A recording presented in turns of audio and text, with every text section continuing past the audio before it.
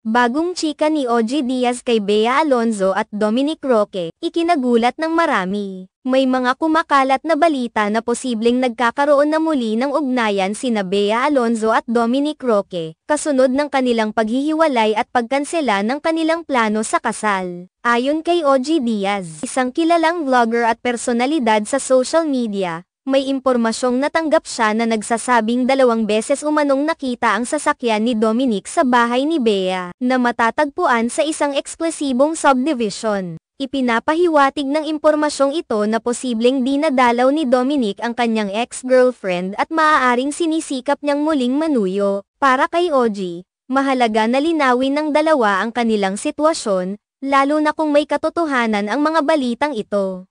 Aniya, kung totoo ang mga ulat, ito ay isang positibong hakbang patungo sa muling pagbuo ng kanilang pagkakaibigan. Mahalaga ring banggitin na ang kanilang relasyon ay nagsimula sa pagkakaibigan bago pa sila naging magkasintahan. Ipinapakita nito na may matibay na pundasyon ang kanilang samahan, at kung sakaling magpatuloy ito, maaari silang bumalik sa kanilang pinagmulan bilang magkaibigan. Ang ganitong klase ng ugnayan ay kadalasang nagbibigay ng mas matibay na basehan sa isang romantikong relasyon. Dagdag pa ni OG, isa sa mga bagay na dapat ipagmalaki ng mga tagahanga ng Beadom ay hindi sila kailanman nagsalita ng masama laban sa isa't isa matapos ang kanilang breakup. Ang kanilang respeto sa isa't isa ay patunay ng kanilang maturity at ang halaga ng kanilang pinagsamahan. Maraming tao ang umaasa na sa kabila ng kanilang paghihiwalay, ang magandang samahan at alaala ay mananatiling buhay sa kanilang puso.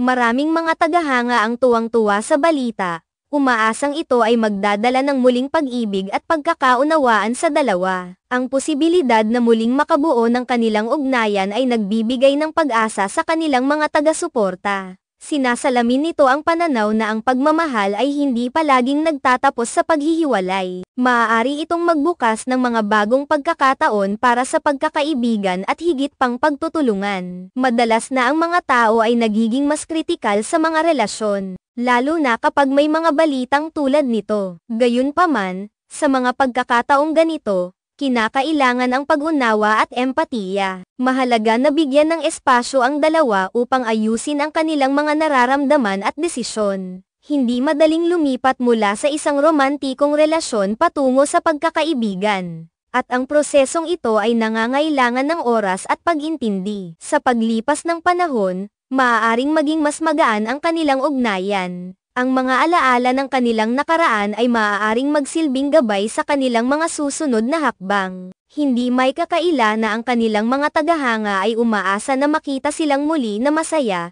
anuman ang kanilang napagdaanan. Ang pagbabalik sa dating pagkakaibigan ay hindi lamang isang hakbang pabalik kundi maaari ring maging isang bagong simula para sa kanilang dalawa. Sa huli, ang kanilang sitwasyon ay isang paalala na ang pag-ibig at pagkakaibigan ay maaaring maging komplikado. Ngunit ang mga pagsisikap na ibalik ang magandang ugnayan ay laging nararapat na bigyan ng pagkakataon. Ang mga pagsubok ay bahagi ng anumang relasyon, at ang mga ito ay maaaring maging pagkakataon upang mas mapalalim ang pagkakaintindihan at pagtanggap sa isa't isa. Kung sila ay tunay na nagmamalasakit sa isa't isa, maaaring matagpuan nila ang tamang daan pabalik sa isa't isa, hindi lamang bilang magkasintahan kundi bilang mga kaibigan na handang muling bumuo ng kanilang samahan.